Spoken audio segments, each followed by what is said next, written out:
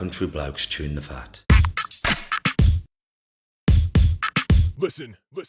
I've been hearing a lot lately about men don't talk, but in my experience, men do talk, just people aren't listening. So it's going to be me and a group of blokes discussing our struggles and victories through life. Warning, there may be some bad language, so apologies to all the moms, especially my own. Let's get going. Listen. Yeah. This is the Black Country Blokes chewing the fat about everything it is men's mental health, disability, and life in general. Here with me, Kev Dillon, and my partner in crime, as always, Lee Cadman. And we're joined by Matt Porter today. Matt Porter, you work in the mental health, don't you, brother?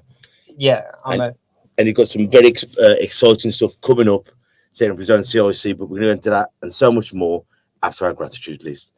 And as always, I'm very grateful. I mean, I've got my boxing show this weekend. I mean, I've had loads of dramas with the car, but I'm lucky for the stuff that Emily Barney's taught me about being grateful. The washing machine broke, but it's only a washing machine. The car's broke, but it's only a car. And I went, it's finance. I'm lucky enough not to be able to afford it because no one can ever expend these. But it's like, it's only money. Me, my wife, and my daughter are safe, and everyone keeps going, it comes in free. So I went, but how many years it's been? 3 fatalities, 3 suicides, 3 cancers, 3, and I'm thinking, it's only money. It's never at a good time, but it could be bloody worse. So I'm grateful that I've got the mindset to deal with it in these rough times, because there have been so many times the wheels fall off because you're just not mentally in the game. So I'm just grateful to be in this space. What are you grateful for? I kind of always do this about my daughter, but she was in hospital in Birmingham Children's last week for an operation, and I'm grateful for the nurses and the doctors and the surgeons who took care of her and made it all go as swimmingly as these things can. So yeah, I'm grateful again for our NHS, which is absolutely fantastic. Matt, what are you grateful for, bruv? I don't know, it's good. I'd say I'm grateful for my partner. My partner's very good. And we have 5 cats, so we have an army of cats. So I'm grateful for that army of cats that trashes my house on the daily. You're like the Catwoman off The Simpsons, and you're just throwing them at everyone. Yeah, I'm only like 2 or 3 cats away from that. It's going to happen. I said the other day to my partner that 5 cats is too many, but 7 cats is just 2 more. So. You're kind of there now. I also say with beer. There you go. So tell us what your job role is, please. Okay, so I'm a mental health nurse. I currently work, so I've got 2 jobs. I currently work for Sandwell Primary Care Mental Health Team. So we do, generally we have kind of referrals that come in from around, and we screen them, and then if they need like a extra level of care, we'll sort of do that referral, or if somebody would benefit better from some talking therapy or they want something else, we'll kind of signpost them and make sure they get the right support. So that's kind of one half of what I do. That's my main job. And then on the side, I run Reclaiming Wellbeing, which is a community interest company.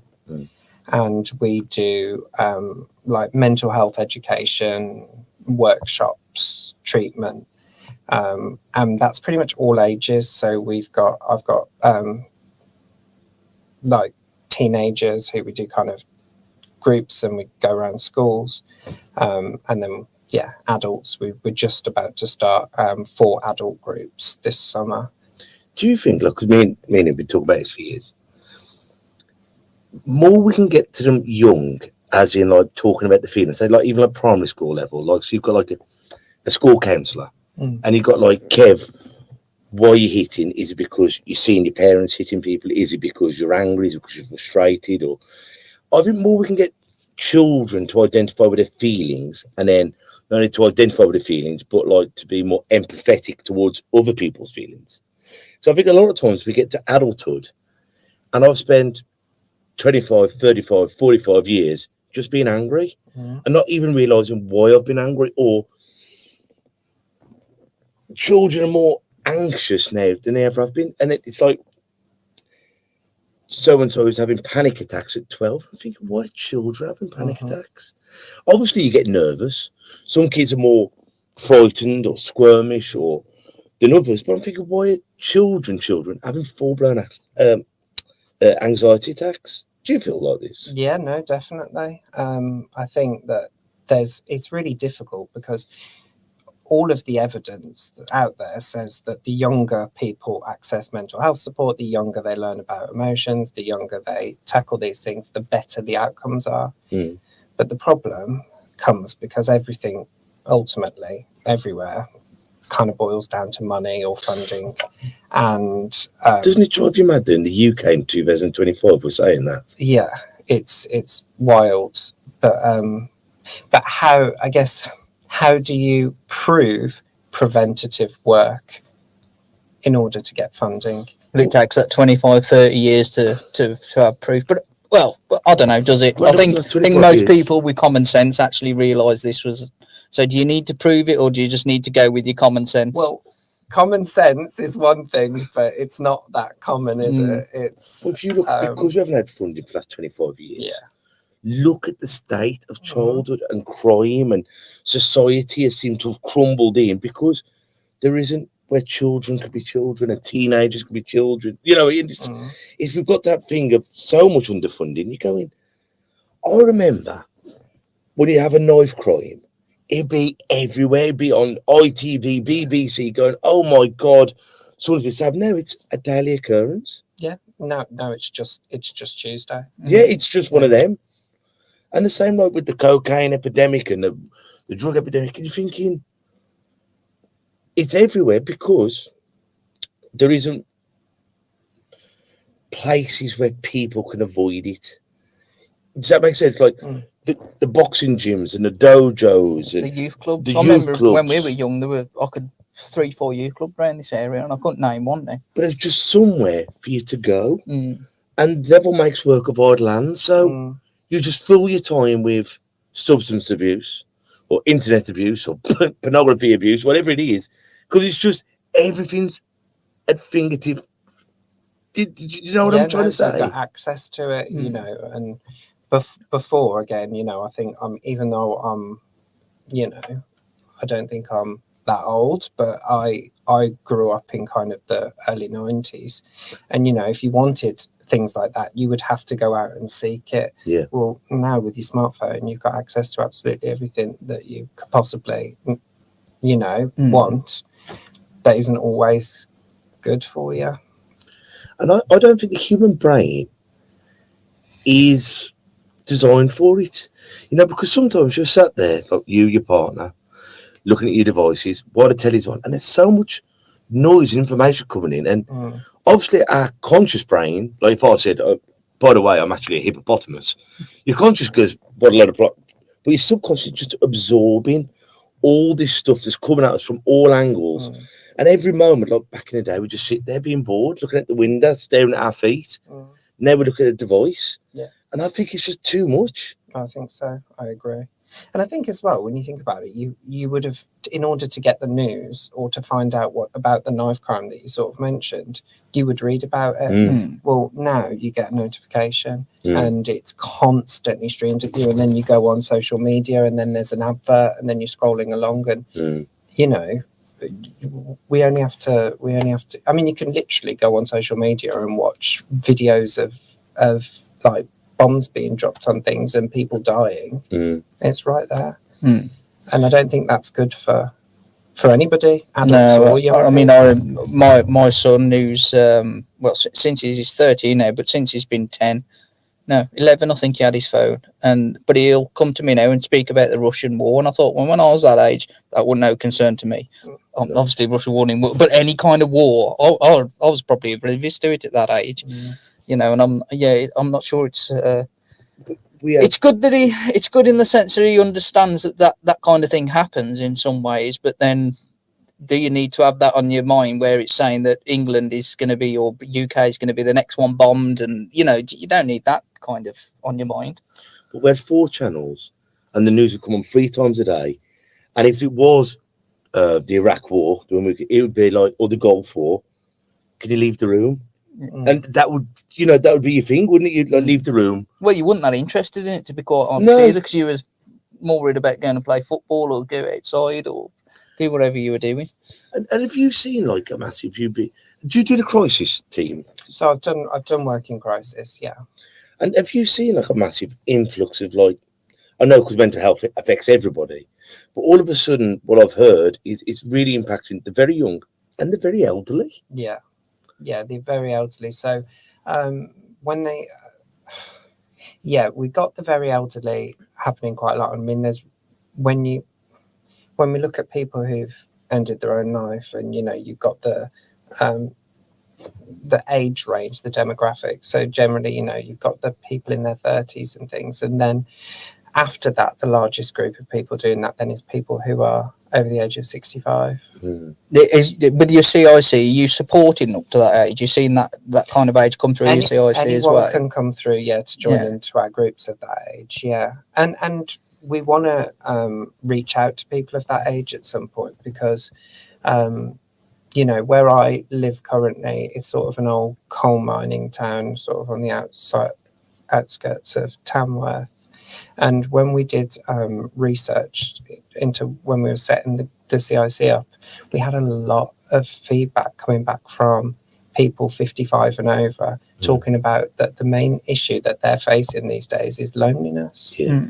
And it's not even necessarily about them feeling they need to contact a crisis team or a mental health team. But you think They're about just lonely. That generation, your older boys, and I was saying this though, back in the 90s, the 80s, 70s, you'd finish work, you'd go and have 4 or 5 beers, a box of fags, a carb and some scratchings.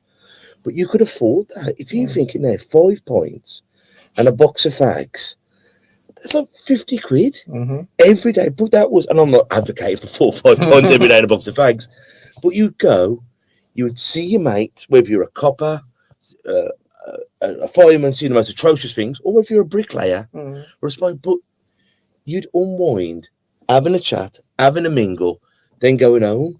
But people can't afford to go out now. And I think it's so sad when people can't even afford to stay in. And I'm thinking, well, where did these people go? And I think when the smoking ban came in, because I always think, I grew up in a pub and you'd have old Bill, Ort, Tom Malone, and they'd sit there all day sipping their mild, having a roll up, but they all knew where each other were in the warm. And then when the smoking ban came in, they had to stand outside and it was too cold, too wet, so they had no company. Then all of a sudden they can't afford to even come out on the weekends for a couple of pints, so they sit at home drinking themselves to death, not seeing a soul. And I think what a sad state. Yeah, it is. And I think lockdown taught us how to be isolated and how cheaper it was to be at home. But the fun of the pub was going out and bumping into Matt and Lee, chatting about how our week was and how bad the missus or the partner was, and having a bit of a moan and a bit of a laugh. But I think that generation was also brought up with the youth club and community. So it's like, in a sense now, the generation that's coming now, my son's age and that, they're more used to sitting in front of the computer and talking over that and getting that interaction. Whether we think that's good or not, ultimately they're getting that interaction, and years down the line they won't struggle as much as well, you wouldn't think, as a 55-year-old now who's used to seeing people in person and and being kind of in front of people. Yeah, I think that what you said about community there is really important, because I think community was a really we had a lot stronger community ties. And as there's no youth groups and things going to, I remember when on summer holidays, granted, looking back now I know it's because my mum had to work because she couldn't afford it, but I used to go to like this summer play scheme thing, and I would go and spend my whole day doing arts and things with a bunch of people, and I thought it was great. And we knew our neighbours, and we knew, and I knew, 2 doors up there was Grace, and she was in her 80s, and she always used to struggle on a Friday because she couldn't set a tape, VCR Yeah. recorder, so I'd go up 2 doors up to help her. But people just don't do that anymore, and people barely speak to the neighbours, and these are the people right on your doorstep. And that's the importance of things like your CIC, where you're bringing those and creating that community feel. You know, getting people together, and the way you're explaining it off air, you're doing things out in nature, things to do with crafts. So you're kind of covering, well, I don't really like going outside in nature, but you know what, I don't mind doing a bit of woodwork or a bit of this or a bit of that. Yeah, and that you, was exactly it. It was we wanted to kind of make thick weeks that would appeal to loads of different people. So, you know, some people aren't going to be artistically, you know, inclined. They're not really going to care about doing painting. Others will. But when it comes to the woodwork side of things, I mean, I do the session where we'll get people building things to put outside, like insect hotels or bird houses or things. But I'm actually not that good at doing those things. So I tend to lean on people in the community who do know. And, you know, and when we're doing the group, if somebody said to me, you know, at the beginning of the group, actually, do you know what? I really like woodwork. I'd like to show people how to do this or that. I'd get them. And that's what essentially a community is, isn't it? Yeah. You know, helping each other out. And you know what? Look, I can do that. You can't. Let me teach you. Yeah, absolutely. And I would jump in. I'd say, okay, great. Safety first. Don't sue me because we got a staple gun to the head or something. But like, show me. Yeah. And but it's lovely when, as you say, I think society has crumbled because we haven't got that sense of community. I have downstairs at the boxing clubs. I find more people jobs than the dole office. Could be Matt's out of work and go, "What you do, Matt?" I go, "Well, I know someone," and that's how community was, wasn't it? Yeah. And I think, as you're saying about Grace down the road, but if she caught you playing football and told you off, you go, "I'm ever so sorry." Yeah. But nowadays, who the FNL do you think you're? And you're thinking, but she was like the neighbourhood watch. And that's what we've got to get back to in some form of. Yeah. So I think the best friend of any mental health is loneliness. And when you're sitting there feeling like your problems are so unique to you, and you go, but if you share the problem with a group of people, and then go, I've suffered with depression, or I've suffered with this, and they go, but I'm on the other side of it now. Or it's not like, here's my book, The 10 Ways of Beating Depression. It's just an old pal telling you how I managed to get through it or how I'm navigating it now. Yeah, you're right. And hopefully with your CIC again, you'll have some of the old boys tune up the young fellas, and the young fellas will give the old boy a bit of hope that he's still worthwhile. Yeah. No, that's exactly it, and that's what we wanted to do. But in amongst all of it, there's because we tend to do it as an 8-week group. In amongst all of it, I'm slotting in kind of my expertise as a nurse, as a mental health nurse. So, you know, in my NHS job, all day long, I'll be teaching people about emotional regulation or tolerating distress, or, you know, what the difference between mindfulness is and meditation or whatever it might be. But I'm doing this almost like I'm having the same conversation time and time again. And the waiting list, and it doesn't matter where you work, whether it's here in kind of, you know, backcountry, or whether it was over in Birmingham or Leicester or whatever, the waiting lists aren't going down. They're getting longer. And you can keep firefighting as much as you want, but when you're trying to deal with it one person at a time, it's just not working. So the idea was that we have something where people could join in, but also where they didn't feel that they necessarily had to talk, because I've also got people who I've nursed over the years whose worst idea of a worst nightmare would be to sit in a room full of people and talk about their personal issues. I don't really like doing it half the time. So I get it. So we wanted to have something where they could still benefit from it, even if they never say a word to me. That's the thing as well. And when you're doing something that takes your mind off that conversation, but it's happening, it might even not be happening with you, it might be happening with those people over there, but you know what, you're listening, and you go, actually, I like that tip that he's just gave him about, you know, how to do this and how to do that and how that's helped them. And they might incorporate that into it. So they're not necessarily, you know, talking about their feelings and that, but it you know, they're taking information in that can help. Yeah, no, that's it. That's exactly what we'd hope for.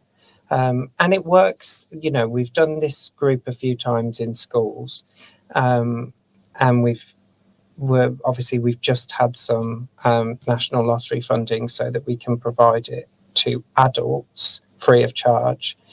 But what we learned about the children in schools was that for those kids who'd had some really difficult times or weren't going to likely to speak up about difficulties, or if they did speak up about these things at home, they'd probably get a smack around the head and told to man up type of thing. That's exactly what they were doing. They were taking things in.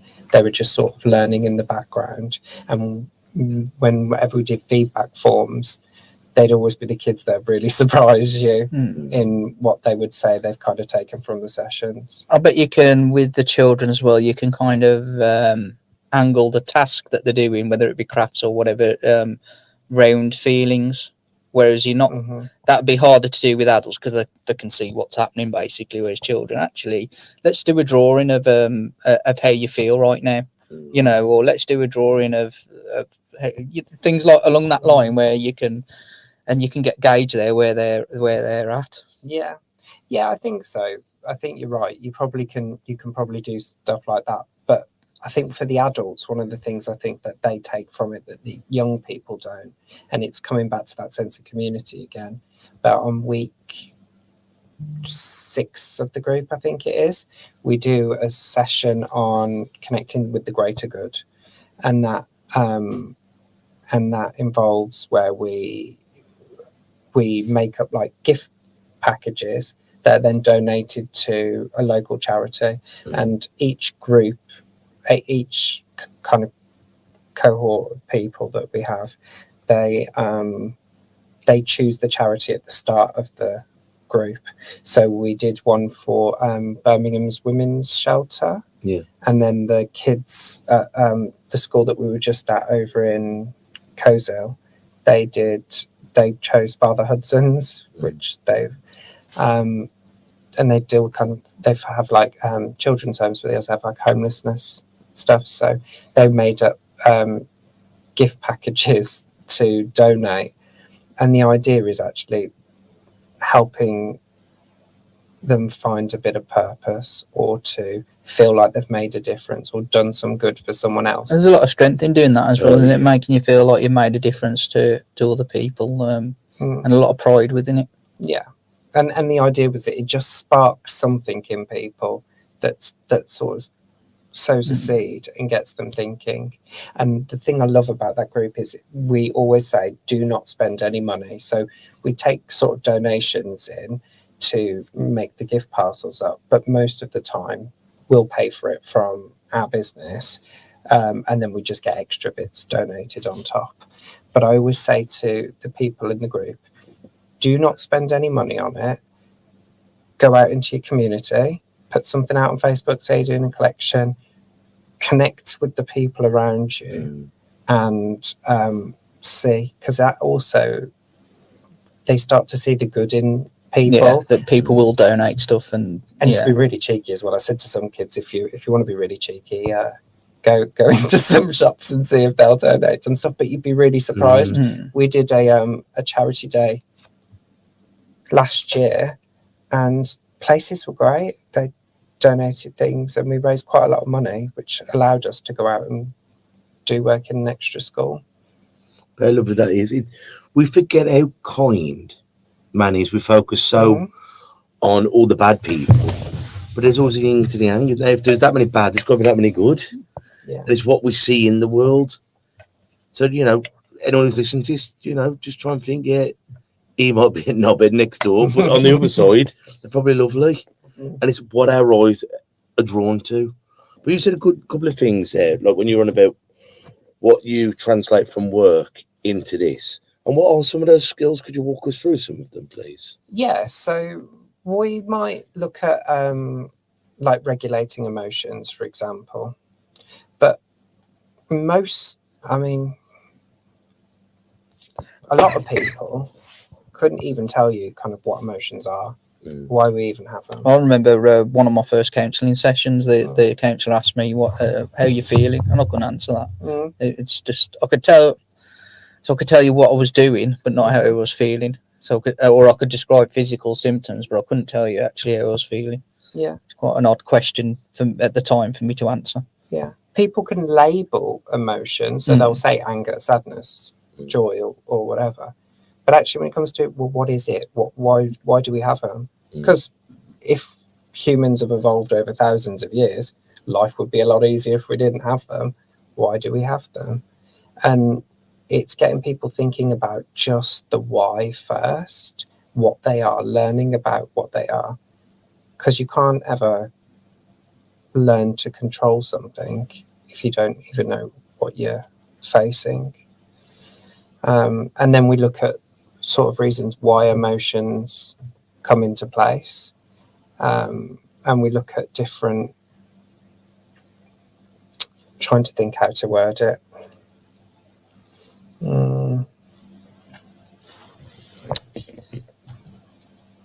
Sorry, my brain's going blank, but I'm just trying to think. But we look at why emotions, and then we start to build on, okay, so when people experience emotions, what others need, but also what you need. You know, a lot of people think that emotions are good and bad. You know, joy is great. We want to be joyful. But if it's Sunday morning and it's 5 o'clock in the morning and someone comes breezing into your bedroom being all joyful, saying, come on, time to wake up, it's Sunday, let's go do this, blah, blah, blah, blah, blah. And I haven't had time to have a cigarette and I've had no caffeine. I'm not going to be liking that at all. So joy isn't always appropriate. No. You know, if someone breezes into the middle of a funeral being joyful, not appropriate. So it's sort of looking at, okay, so if the positive emotions can have negative, then surely the negative emotions can have positive. So then we start looking at all the good parts about anger. But if someone breaks into your house, you're not going to go, thank you very much for breaking into my house. Can I make you a cup of coffee? Go for it. And just, the money's upstairs, just under the mattress. Like, I'll come and help you, skip it up there. It sounds ridiculous, but anger has its place in everything, like grief. Yeah.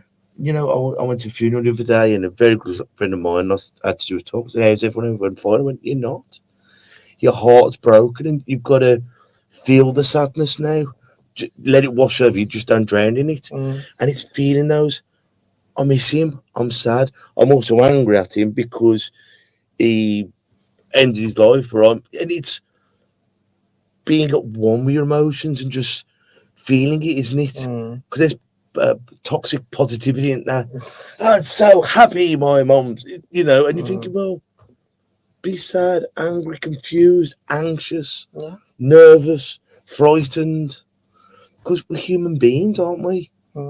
Yeah, no, be all of them, experience all of them. Even things like jealousy. Yeah. A lot of time people think, well, how can jealousy be a good emotion?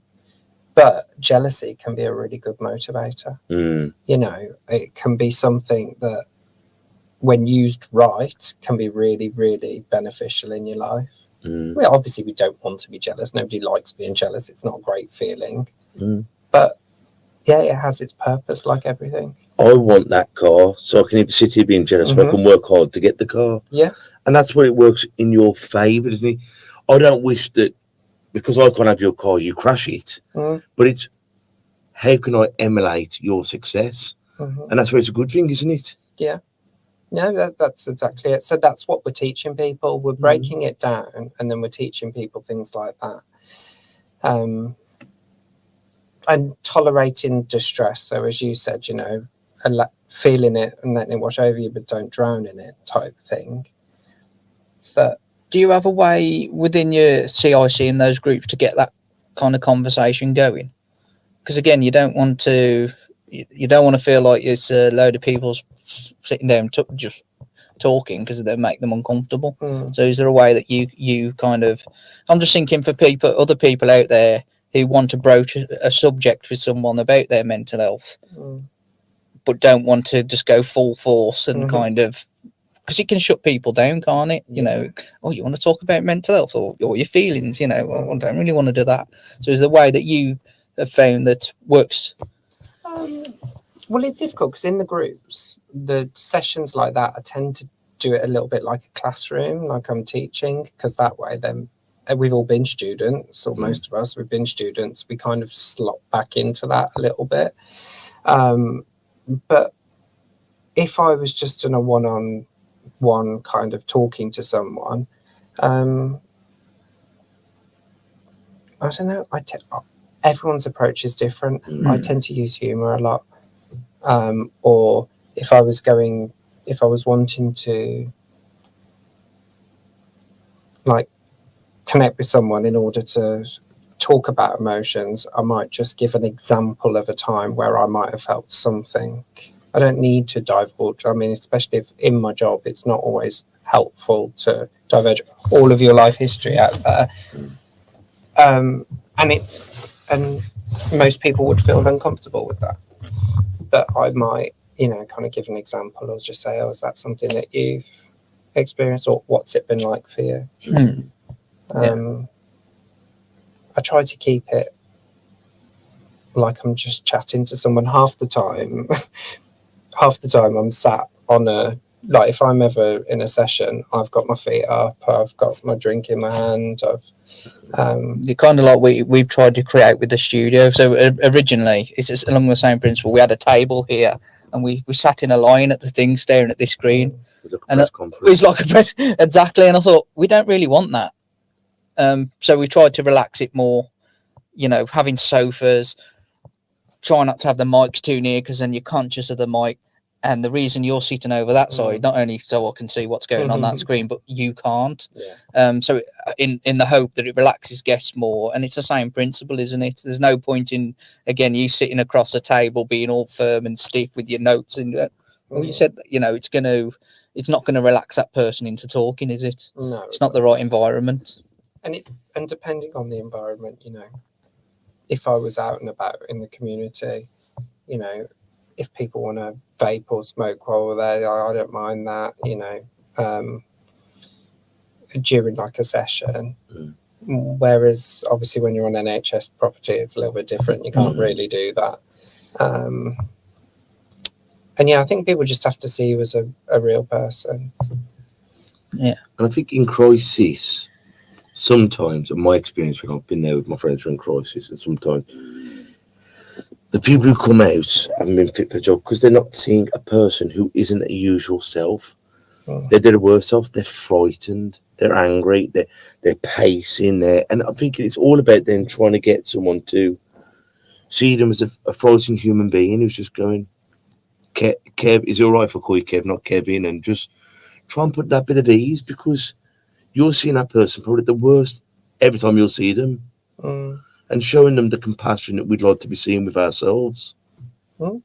Yeah, exactly. I think sometimes when people are in that kind of, they're pacing back and forth and they're agitated and they're showing anger, that makes some people really uncomfortable. They feel unsafe, if they're out in someone's house and somebody's becoming angry and shouting at them, automatically that makes them feel like, oh, if this escalates, what do I do? Like, it can panic people. Although in the last 7 years I've been working as a mental health nurse, the only time I've ever been assaulted in any way was on a dementia ward, and I got a smack round the head, and I think it was because I tried to do the person's shoes up, but I think they thought I was trying to nick their shoes. Yes. It's vulnerable people, isn't it? It's not like he is trying to steal your shoes. It's a poorly person who's lost themselves in their illness. Yeah. And it's being frightened is a horrible thing, isn't it? Whether you're feeling like someone's trying to take your shoes, or you're lost, or you've forgotten where you are. And I think the best attack then we can do is kindness. Kindness, and just trying to reassure people that it's okay to feel like, as you said, understanding their emotions and going, you're not very well at the moment, but if you can try and help us, we can all work together. Mm. We're going to try and get out of this together. But it becomes like us and them. Mm. You're a screw, or you're a cop, or you're the teacher, and you're thinking, let's try and work together to solve this problem. Mm. Did you ever watch that TV show? I think it was like 999 or something, where they go out and the first responders go out with the police. In the West Midlands. Yeah, My wife was on it as one of the callers. Oh, really? Yeah. Well, they had an episode, and I remember the mental health nurse went out in the back of the police car, and they went out to this house, and it was clear that the person was going to need to be kind of detained under the Mental Health Act. Mm. And instantly, the person sort of was on the defence because you've got two police officers have just rocked up, and then the nurse in the back. And of course, if you've turned up with the police, automatically they're thinking, okay, so you're with the police. And for someone who's in a really paranoid state of mind, but the nurse, and I wish I could remember her name, but I remember it was like she was giving a masterclass on there, and I don't even know that anyone ever like spotted it, but she was so good. And she sort of came down to his eye level. She was sat at the table, she gave him time, she talked to him, she didn't push him. And by the end of it, she had him like getting in the back of the car, like of his own almost accord. wanting to go, yeah, like ready to go, backpacked sort of thing. I've always, if you could have someone like yourself or like that wonderful woman to be there and have the two bobbies down there, so if anything did go wrong, the bobbies are there to sort out the crime. But I think what happens straight of all, the bobbies knock on the door, and then your heart's in this, am I being arrested? Instead of having the nurse going, once again, Mr. Dillon, can I call you Kev? And you talk to me as a human being and say, you're coming under your own accord. And have a conversation instead of thinking, I'm nicked here. Well, I mean, if the police knocked on either of our doors, knowing that even though we've I'd not say it's broke next any door. more, but even though we haven't broke any laws, the first thing you'd do is panic, wouldn't it? Well, that's Oh my it. God, has something happened to this person, or Yeah. have I done something? Did I do something? Or I can't think of it. You would panic. I have it when the police are driving behind me, and then I'm like, "Oh, hide your drugs," and then I'm like, "I don't have any drugs." But it's just in my head. Yeah. Fair enough, I'm not a drug dealer. I'm not panic, and then Yeah. I'm like, Oh, am I speeding? No. just relax. Yeah. Fine. But these people at that time, they're very frightened. Yeah. And I think, look, there was a team around this area, but it went from, I think, 3 to 2 to 1. And I don't think there is now, because a lot of times, in my experience, when I phoned across this number, it's been 20 coppers. And I'm thinking, it's not a football raid, it's not a bank robbery. You're thinking you've got a poorly person, but once again, if you're missed by you, one of us, I'm thinking, because I've known people and they've been restrained and tied hands and feet and thrown into a paddy wagon, and next thing you know, they've got PTSD from the whole tour, and you're thinking, you've thrown petrol on this very angry fire, and then the next time they don't want you to phone the crisis number, because I'm thinking, this could have been avoided. You've made the worst possible situation. Yeah. You could. Yeah, 100%. I couldn't agree more. And it's difficult because how do you balance personal safety with kind of a situation like that? There have been instances of assaults and things, and it's hard to know. People can be unpredictable, but people without mental health issues can be unpredictable. You just don't know. But see them as poorly people, not criminals. Yeah. And I think that's the whole thing with it. In even when I've been there with A&E with people, Russell's all, and you sat out. There's no anyone who goes to A&E, whether you've got a child, you've broke your foot, you have a mental health breakdown. They're very busy, noisy, loud rooms, and it's not even somewhere a shelter, smoking shelter. We can stand and just go, be quiet, be quiet. It's like designed to put people under that much pressure when they're already going through the worst pressure they'll probably ever go through.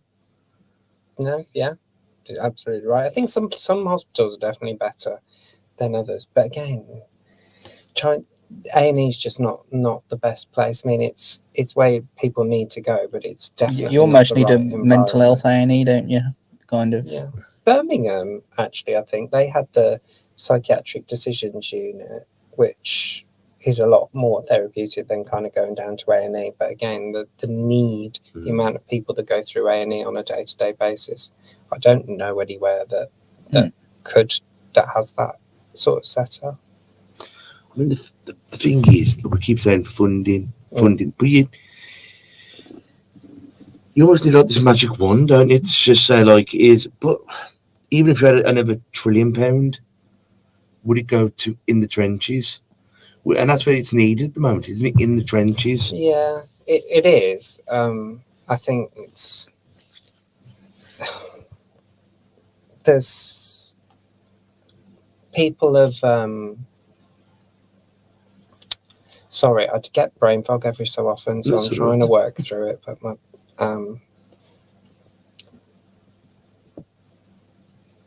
I think that funding, it would be really difficult because I think there's so many things that are ingrained within people that it takes a really long time for people to work through some of that stuff, or even just to be in a place to be ready to. So, you know, I could do an absolutely fantastic session with someone where I teach them about emotions, but they're not going to really take that information in properly and understand it for another few weeks, maybe until they've got their head around some of the concepts. It's like, hear me now, understand me later, type thing. And then it's refreshing yourself on the knowledge, isn't it? Because we learn it, and you go, like we're on holiday. You know, when I get back, I'm not going to sweat the small stuff. By the time you've come through the airport, you've already got road rage. Yeah. And you're thinking, but it's then having that mindfulness to go, you promised yourself you weren't going to do this, and going, you're right. It's that moment to pause to learn from the lesson. Otherwise, we just keep repeating it, don't we? Yeah, 100%. I don't know what it's going to take to sort of for a better solution on kind of the mental health of the nation.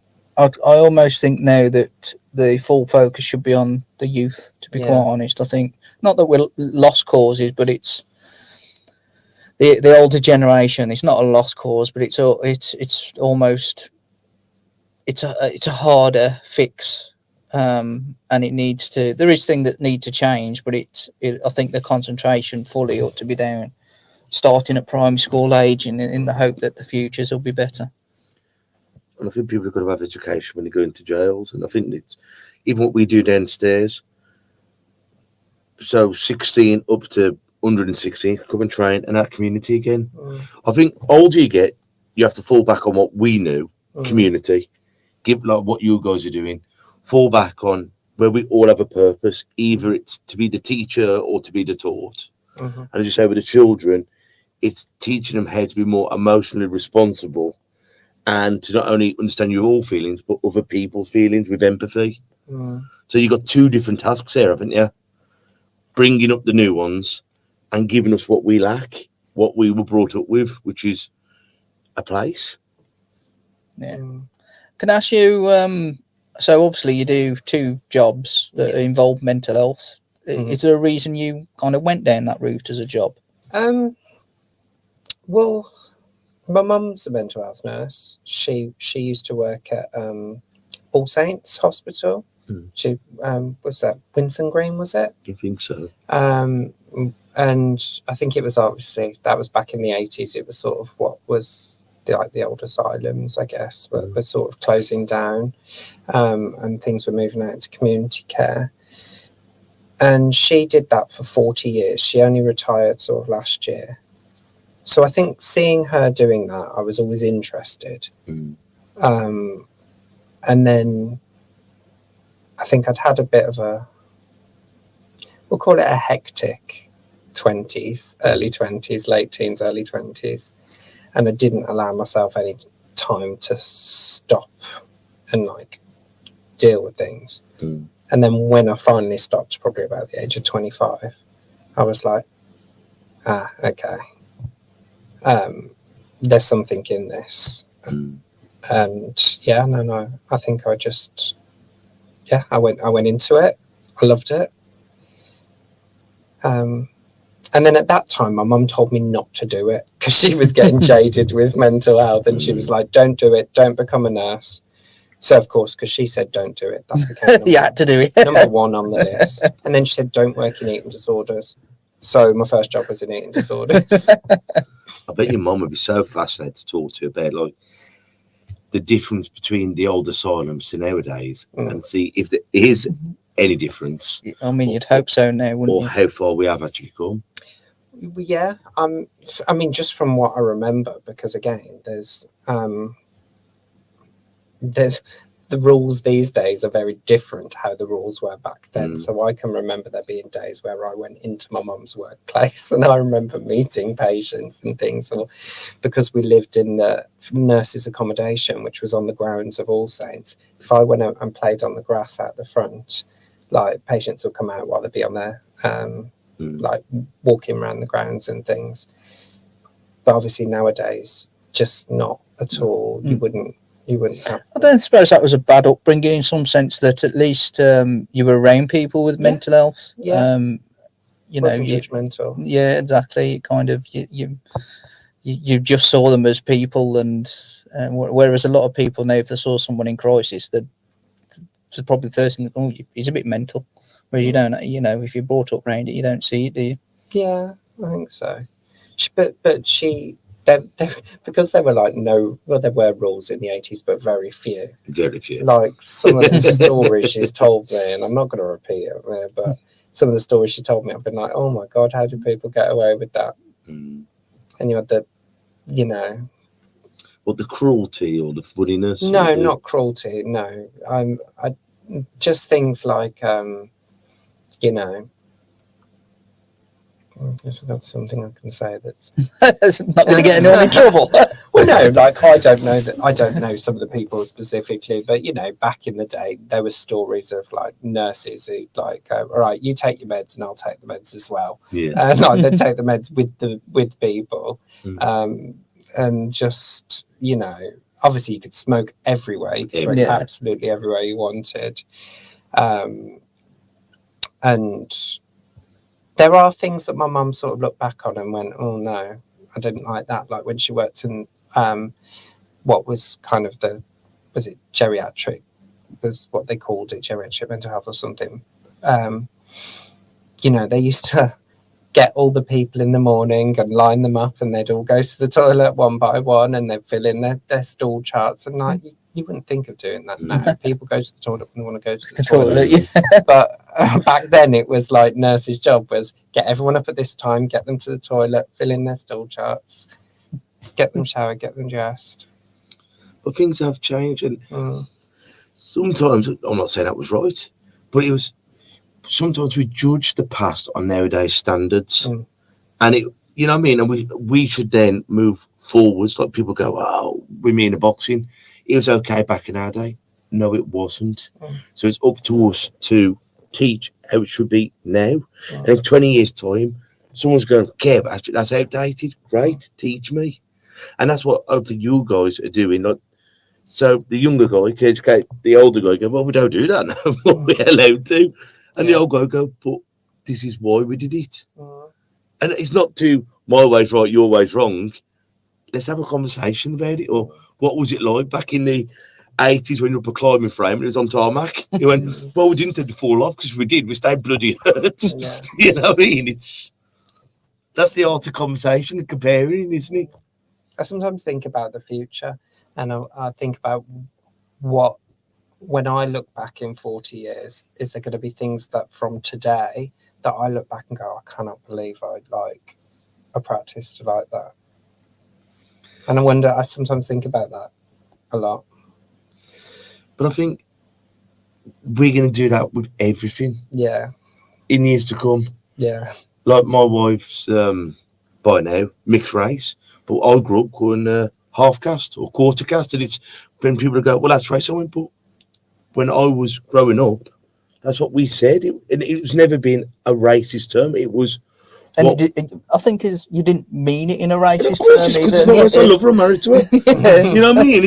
But it was the words that we use will be changed over time to suit their narratives. But as long as we do things with good intentions and with love, then we can always fall back on that, going, I did it out of love and kindness. And if you teach me should be wrong, would be wrong, I went, educate me on the word that we should be using. But that will change in 5 years, Yeah. in 10 years. So we're losing the battle as it is. Be kind and have love in your heart. Mm. Does that make Yeah. sense? You know, know, it's- I like that. Sort of not don't assume my intentions from it. It's like, yeah. Because if I want to offend people, I will offend them. Yeah.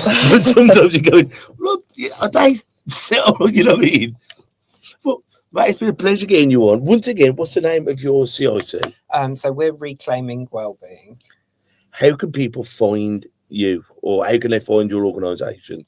So we are on TikTok. Yeah. We've got Instagram and Facebook, just under Reclaiming Wellbeing C.I.C. And then our website is just www.reclaimingwellbeing.co.uk. If anyone's got any questions, or if they want to sort of take part in any of the groups, because we're going to be releasing some dates for it soon, some locations. We just got to kind of find out like spaces large enough to kind of hold it. But once we've got some dates, if people want to join on, like I say, it's free of charge. The National Lottery have been really kind and kind of funded this for us.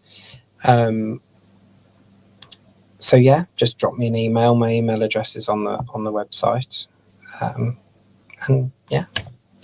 Brilliant. And before you go, have you got any quotes or sayings that have helped you get through life?